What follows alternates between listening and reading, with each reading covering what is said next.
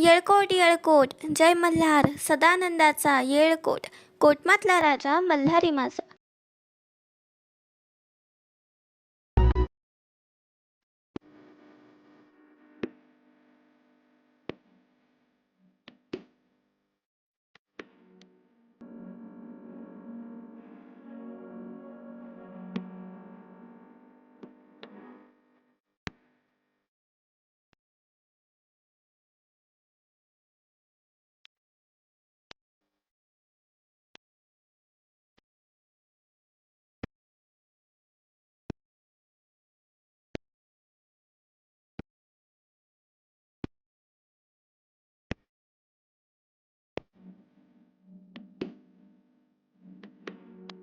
सुरू करूया आपला येळकोट येळकोट जय मल्हार.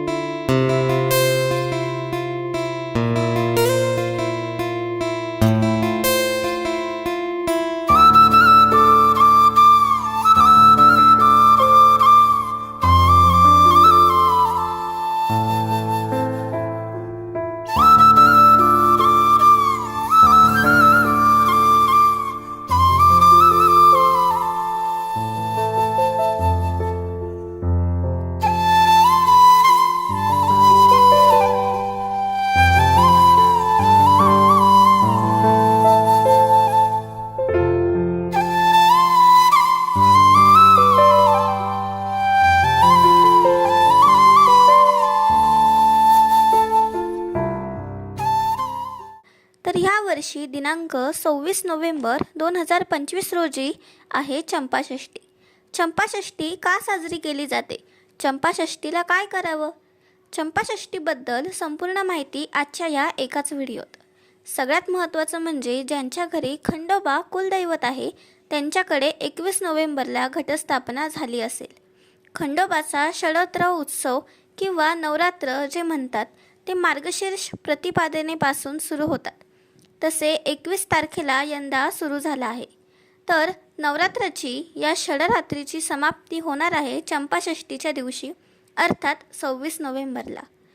चंपाषष्ठीच्या दिवशी देवांची पूजा केली जाते आणि चंपाषष्ठीच्या दिवशी खंडेरायाला खास नैवेद्य अर्पण केला जातो. तो नैवेद्य म्हणजे वांग्याचं भरीत, कांद्याच्या पातीची भाजी आणि बाजरीची भाकरी. आणि त्याचबरोबर बऱ्याच ठिकाणी पुरणाचा पोळीचा सुद्धा नैवेद्य दाखवला जातो.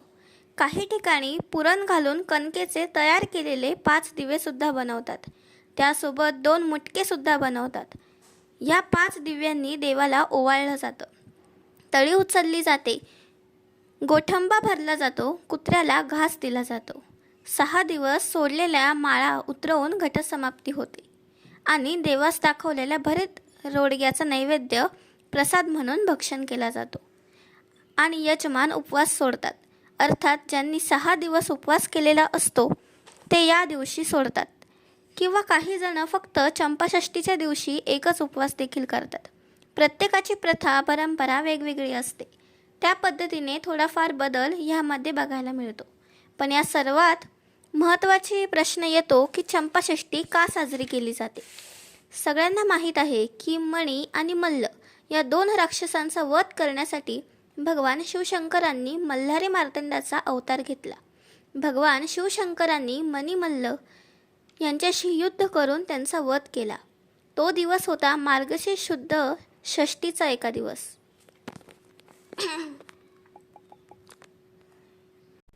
भगवान शिवशंकरांनी मणी आणि मल्ल यांच्याशी युद्ध करून त्यांचा वध केला. तो दिवस होता मार्गशीर्ष शुद्ध षष्टीचा दिवस. आणि हे युद्ध म्हणजे भगवान शिवशंकरांनी आणि मणी मल्ल यांच्यात झालेलं युद्ध चंपक वनामध्ये झालं होतं. म्हणून षष्ठी तिथी आणि चंपक वनात झालेलं युद्ध, चंपक वनात शंकरांनी मिळवलेला विजय म्हणून चंपाषष्ठी असं ह्या तिथीला नाव मिळालं. आणि सगळ्याच देवांनी हा उत्सव विजयोत्सव म्हणून साजरा केला. म्हणून चंपाषष्ठीला लक्षात घ्या, खंडोबा हे जे दैवत आहे ते रक्षण करणारं दैवत आहे. म्हणून आजही अनेक घरात खंडोबाचे कुलदैवत आहे. कुलदैवता रक्षण करणारी देवता असते. आपल्या कुळाचं, आपल्या कुटुंबाचं रक्षण व्हावं म्हणून खंडोबाची पूजा उपासना केली जाते. आता खंडेरायाची पूजा करण्याची वेगवेगळी पद्धत आहे. मी मगाशी म्हटलं तसं प्रत्येकाची परंपरा वेगवेगळी आहे. तुमच्याकडे असणारी प्रथा परंपरा तुम्ही कमेंट बॉक्समध्ये नक्की सांगा. साधारणतः सगळीकडे असणारं जागरण गोंधळ, तळी भरणे, नैवेद्य हा मात्र सगळीकडेच असतो. थोड्याफार पद्धतीने रूढी परंपरा वेगवेगळ्या असू शकतात, पण या 3 गोष्टी मात्र कुठेही बदलत नाहीत. खंडोबाच्या पूजेमध्ये या 3 गोष्टींचा समावेश असतो म्हणजे असतोच. खंडोबाला कुलाचारातलं महत्त्वाचं भाग म्हणजे जागरण गोंधळ. जागरण गोंधळातून खंडोबाची उपासना केली जाते. हा देवाप्रती भक्तिभाव प्रकट करण्याचा एक प्रकार आहे. खंडोबाच्या अवताराचं महात्म्य, रसपूर्ण असं वर्णन जागरण गोंधळाच्या कथातून वर्णन केलं जातं. वाघ्या मुरळींच्या कथा, नृत्य आणि संवादातून आपल्याला खंडोबाची माहिती होते. आता तळी भरणे हा एक पारंपरिक विधी आहे. यामध्ये 5 पुरुषांकडून बेल, भंडारा आणि सुपारी वापरून देवाची आरती केली जाते. शेवटी 3 वेळा थाळी वर खाली उचलून सदानंदाचा येळकोट, भैरवनाथांचे चांग भलं असा जय जयकार केला जातो. तळी उचलणे हा मराठीतील वाक्यप्रचार याच विधीवरून आला आहे, ज्याचा अर्थ समर्थन करणे असा होतो. जेजुरी येथे हा उत्सव मोठ्या उत्सवात साजरा केला जातो. या दिवशी उपवास सोडला जातो आणि विशेषतः तळी आरती केली जाते.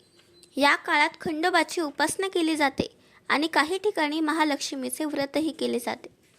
आपल्या हिंदू धर्मात चंपाषष्ठीला खूप महत्त्व आहे. तसेच आपले आराध्य दैवत श्री खंडोबा यांची पूजा देखील व्हिडिओत सांगितल्याप्रमाणे सगळीकडे केली जाते. तर असं हे सुंदर मंदिर आपल्या गंगाघाट येथे वसलेलं आहे. तर आजचा व्लॉग आवडल्यास चॅनलला सबस्क्राईब करा आणि असेच नवनवीन व्हिडिओ बघण्यासाठी नंदिनी क्रिएटर ह्या चॅनलला लाईक, शेअर, सबस्क्राईब करा व भेटूया नेक्स्ट व्लॉगमध्ये. जर येळकोट येळकोट जय मल्हार आणि सदानंदाचा येळकोट जय मल्हारी.